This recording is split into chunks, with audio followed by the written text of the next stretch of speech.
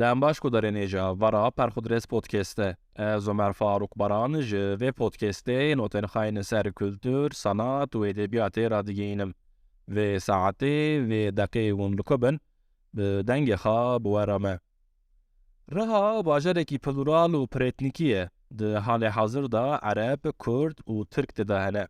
Tê bîra min di zarnamiya min da bi tenê ji cilan ji şekl û şemalan me tê derdixist ku kî Ereb e, kî Kurd e û kî Tirk e. Bes kapîtala ku tek tîp cil li proletariyayê kir, anî li reha jî eynî şekil cil li milletên ji hev cihê kirin. Niha li vî bajarî Ereb, Kurd û Tirk bi eynî timtîlê dimeşin û nebêhnî ye kî kî ye. Timtêl li ser Twitterê jî mîna hevdûn e. Dikevin profîlan li dev û lêvên keşkan dinêrim. Kapîtalê bi botoksê dev û lêv gî nola hev dikirine. Difin jî tek tîpin. Welhasıl dîn û îmana kapîtalê tune. Lomayê êdî em ji her tiştî zelaltir bi tenê dibînin ku kî feqîr e û kî zengîn e.